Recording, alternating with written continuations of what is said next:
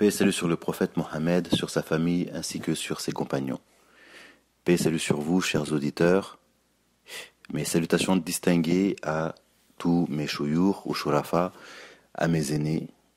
Voilà, donc à vous qui m'écoutez. Alors aujourd'hui, on va parler, si Dieu le veut, des préalables avant de prendre le wird Tidjani. Le wird Tidjani est un grand bienfait divin, c'est un grand bienfait. C'est un trésor de l'islam et c'est un trésor du prophète Mohammed sallallahu alayhi wa sallam.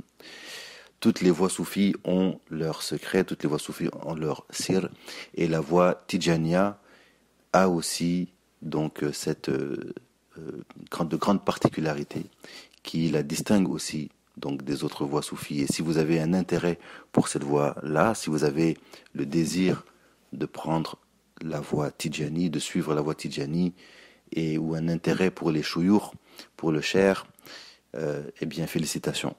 Félicitations car vous avez été gâtés par le destin et vous pouvez remercier Allah Azzawajal pour cela. Donc la voie Tidjaniya est une voie qui est totalement conforme aux prescriptions de l'islam, au Coran et à la Sunna. Tout ce qui est dans la Tidjaniya est conforme à la Sunna. Tout ce qui est dans la Tidjaniya est conforme à la Sunna. Si vous décortiquez le wird Tidjani, vous verrez qu'il est composé de la demande de pardon, de la prière sur le prophète Mohammed sallallahu alayhi wa sallam et du tahlil, donc de la ilaha illallah, donc la proclamation de l'unicité divine. D'ailleurs, si vous regardez aussi même dans toutes les voies soufis, vous allez voir ces piliers-là. Donc c'est des piliers qu'on retrouve dans toutes les voies de purification du cœur. Et la Tidjaniya est aussi une voie de purification du cœur et on va retrouver justement ces éléments dans la Tidjaniya. Alors quels sont les préalables avant de prendre le wird? Bien entendu, cela s'adresse aux musulmans. Donc la voie Tidjaniya est une voie musulmane, donc il faut être musulman pour prendre la voie Tidjani. L'âge n'a pas d'importance. On peut être vieux ou jeune. Cela n'a pas d'importance. Souvent, si vous allez au Mali et même dans les pays subsahariens, lorsque le vendredi, vous allez dans les mosquées, vous allez voir donc les gens faire les wazifas et les hadras, donc les évocations en groupe propres à la voie Tidjani, qui sont très communes dans ces pays-là. Eh bien, vous allez voir des enfants. Les enfants font aussi le wird avec les adultes. Les enfants viennent faire le tahlil avec les adultes dans les mosquées. Donc, il n'y a pas de problème pour cela. Donc, les jeunes peuvent prendre le wird, les personnes âgées aussi. Les hommes peuvent le prendre, les femmes peuvent le prendre. Donc, ce n'est pas réservé à une élite comme on peut le penser. Même un musulman du commun peut le prendre. Il n'y a pas de problème pour cela. Cependant, on va rentrer un peu dans les détails. Les préalables pour prendre le wird Tidjaniya, donc ce n'est pas de ne pas faire de péché. Même quelqu'un qui fait des grands péchés peut prendre le wird Tidjani. Quelqu'un qui fait l'adultère, la fornication ou même des grands péchés, cela, il peut prendre le wird. Et ça sera bien même pour lui, parce que le wird Tidjani a, avec la discipline qu'il impose et la baraka qu'il a, peut aider justement les musulmans à se parfaire. Donc on n'a pas besoin d'attendre d'être parfait, de ne pas faire de péché pour prendre le wird, non. Cependant, il faut être un musulman qui s'inscrit dans la sunna. Alors, ça c'est important parce que ça va, cette condition c'est pour la sincérité. Avant de donner le wird à quelqu'un, il faut d'abord, le muqaddam doit d'abord s'assurer de la sincérité de la personne. Donc c'est d'abord, est-ce que cette personne est musulmane? Et ensuite, est-ce qu'elle est sincère? Est-ce qu'elle est sérieuse? Est-ce qu'elle est mature? Est-ce qu'elle est assez mature pour prendre le wird? Donc, je répète, donc il y a la sincérité, le sérieux et la maturité. Quand on voit ces conditions, quand on voit ce préalable dans une personne, à ce moment-là, on peut s'assurer qu'elle va comprendre les conditions et qu'elle va les accepter. Et c'est à ce moment-là qu'on va lui dire les conditions de la voie Tijania et on va être rassuré que cette personne a bien compris les conditions et à ce moment-là, on peut lui donner le wird. Alors la sincérité, ça, c'est un élément extrêmement important. Il faut que le Moqaddam qui donne le wird s'assure que la personne en face de lui est sincère. Donc ça va disqualifier déjà un certain nombre de personnes. Et parmi les gens que ça va disqualifier, eh bien, il y a des personnes qui, dans leurs croyances, vont s'inscrire dans certains groupes. Je parle ici, par exemple, des wahhabites. Des wahhabites, ou des chiites, ou des coranistes, ou certains autres groupes qui se distinguent par leur hétérodoxie. Donc, des groupes qui se distinguent donc de la sunna. Donc, pourquoi on ne peut pas donner le wird, par exemple, à quelqu'un qui s'affirme et qui se proclame wahhabite? Cela n'est pas possible. Parce que dans la doctrine wahhabite, il y a de nombreuses croyances qui font sortir donc les wahhabites donc de la sunna. Et aussi, il y a le fait que donc, dans la doctrine wahhabite fait détester les soufis. Elle fait détester les soufis, elle fait détester tout ce qui a attrait au wird, au zikr, même au chapelet. Moi, il y a des wahhabites qui condamnent même le chapelet, qui condamnent aussi le fait de visiter des tombes, le fait de chercher la bénédiction chez les awliya. Donc, c'est sûr que si on est wahhabite, on ne peut pas prendre le wird. Il faut d'abord se purifier de ces croyances-là, rentrer donc dans la sunna, rentrer dans ce qui est conforme à la sunna, au Coran et à la sunna, comprendre donc les points de divergence graves quand même qu'il y a entre les wahhabites et les sunnites, vraiment. Et je fais exprès de ne pas mettre les wahhabites dans la sunna. Il y a pas mal de points où ils en sortent. Donc si quelqu'un qui était wahhabite donc se repent du wahhabisme, à ce moment-là, oui, il peut prendre le wird. À ce moment-là, on peut être sûr de sa sincérité. Et là, on peut lui expliquer maintenant les conditions du wird et on est sûr que dans les conditions du wird, il va les comprendre et les accepter. Donc, il y a ça. Même chose pour les chiites. Donc, Sina Cheikh Ahmed Tijani était sunnite et la voie Tijani, elle repose vraiment sur la croyance, donc sur le consensus selon lequel le rang des compagnons est inatteignable. On ne peut pas les concurrencer. Donc leur rang est tellement élevé de par leur accompagnement du prophète Mohammed sallallahu alayhi wa sallam, leur rang est tellement élevé à cause de cela qu'il nous est impossible de formuler une critique, aussi petite soit-elle, envers les compagnons. Cela est presque blasphématoire. Donc on ne touche pas à la sacralité des sahaba. Donc si un chiite donc, se repent de cela et qu'il abandonne aussi les croyances qui sont hétérodoxes, propres au chiisme, et qu'il rentre dans le sunnisme, à ce moment-là, on peut lui donner le wird. Mais s'il veut rester chiite, on ne peut pas lui donner le wird. Parce qu'il y aura une contradiction. Et il ne pourra pas accepter de plein cœur, il ne pourra pas accepter de plein gré les conditions du wird.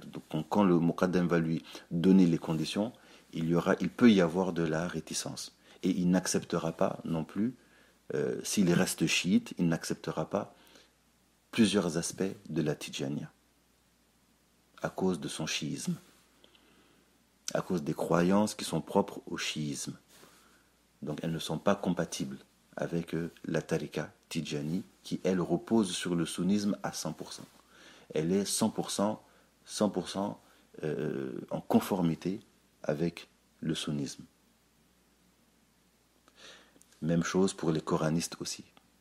Donc le message coranique et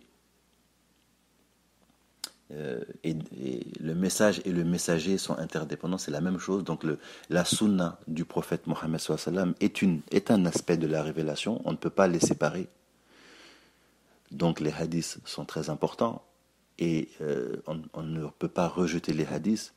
Donc quelqu'un qui se proclame comme coraniste, on ne pourra pas lui donner le wird non plus, parce que il ne pourra pas accepter de plein gré et de manière sincère les conditions de la Tidjaniya, et il risque d'avoir ensuite des réticences avec certaines avec même les livres qui sont les livres phares de la Tidjaniya, comme le Jawahirul Mani ou le Al-Jami, qui sont des compendiums donc des compendiums de sciences, des compendiums de sciences sunnites. On voit dedans, donc quand on lit ces livres-là, on ne peut pas être coraniste et adhérer à ces livres-là. Donc si quelqu'un se présente comme un coraniste, à ce moment-là, on ne pourra pas lui donner le wird. Donc pour avoir cette sincérité, il faut être dans la sunna. Il faut être sunnite. Il faut être sunnite. Et quelle que soit l'école de jurisprudence, cela n'est pas important. On peut être shafiite, malikite, hanbalite, ça c'est pas un problème du tout. Mais il faut être sunnite, voilà. Et à ce moment-là, on peut accepter donc les conditions. On peut les comprendre et les accepter.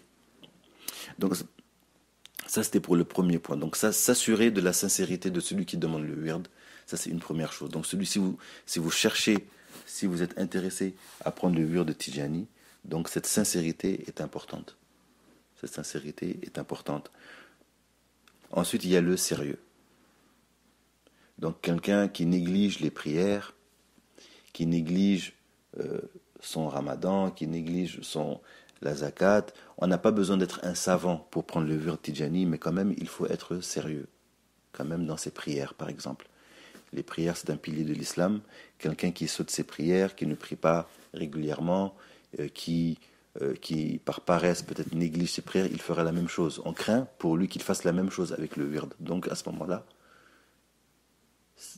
on ne va pas lui donner le wird si on ne voit pas qu'il est sérieux dans les choses obligatoires. Donc la prière est beaucoup plus importante que le wird. Donc quelqu'un qui néglige ses prières, on ne peut pas lui donner le wird. Donc ça c'est important aussi. Il faut que la personne soit sérieuse. Donc il faut la sincérité, il faut le sérieux.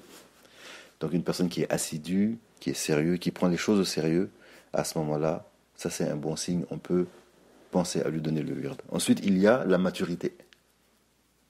Il y a la maturité. La maturité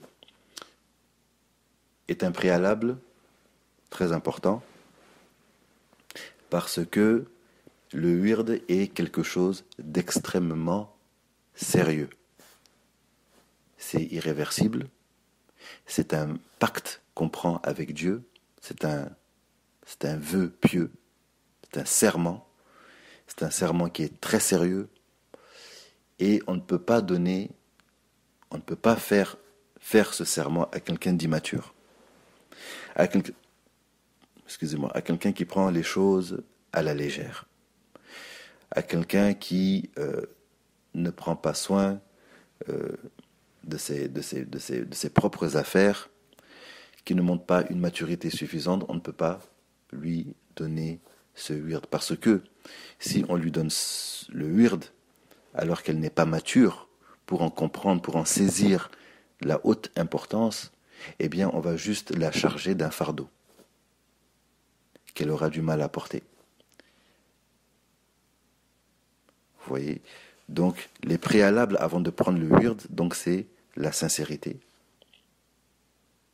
Donc d'être d'accord,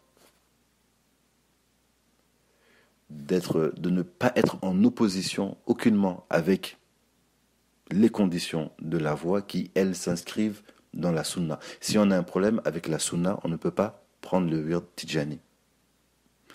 On ne peut pas prendre le wird Tijani. Si on a un problème avec la sunna, on ne peut pas le prendre. Si on a un problème avec les hadiths, comme les coranistes, on ne peut pas prendre le wird. Si on a un problème avec les sahaba, on ne peut pas prendre le wird. Si on a un problème avec les soufis, avec les awliya, avec les saints, avec la sainteté et avec plein d'autres aspects donc de la spiritualité, on ne peut pas prendre le wird. Mais si on est en conformité dans sa croyance avec la sunna, donc la sunna, donc quand je parle de la sunna, c'est vraiment donc la majorité des musulmans s'inscrivent dans cela, eh bien à ce moment-là, on n'aura aucun problème à prendre le wird de Tijani, parce qu'il ne va jamais rentrer en contradiction avec nos convictions. Ensuite, il y a le sérieux. Être sérieux dans ses affaires, être sérieux dans ses prières, être sérieux dans ses engagements. Être sérieux, ne pas être paresseux, être sérieux dans ce qu'on a à faire. Voilà, quand on a des priorités, s'occuper de ses priorités. Donc être sérieux, ça c'est important. Et ensuite, la maturité.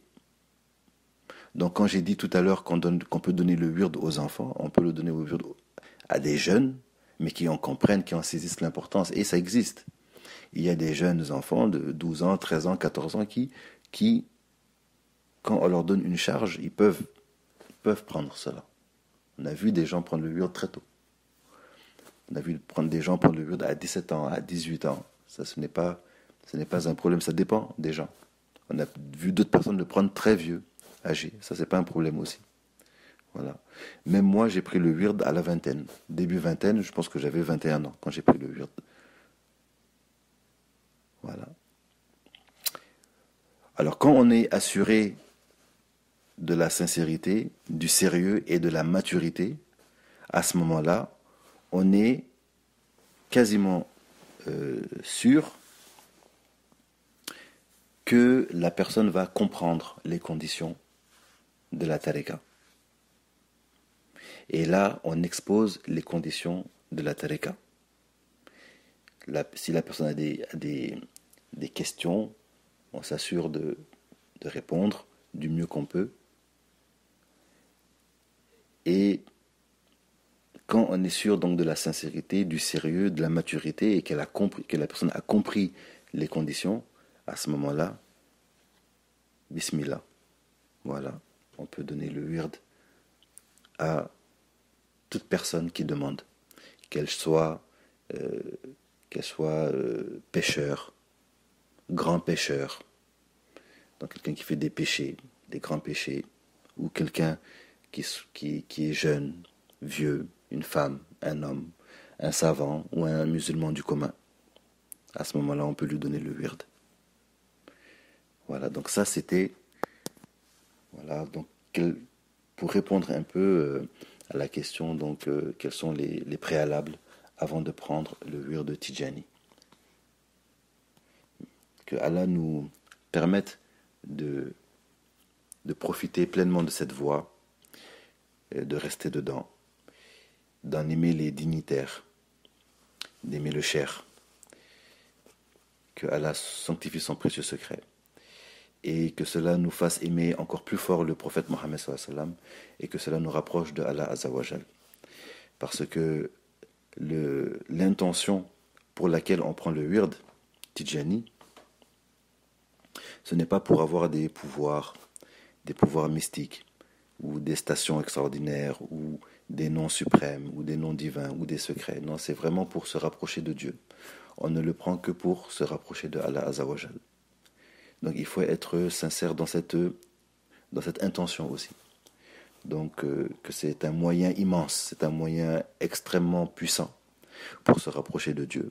C'est un moyen très très puissant pour se rapprocher de Dieu, Allah azza wa jal, pour se rapprocher du prophète Mohammed sallallahu alayhi wa sallam, et pour bénéficier de grâces divines,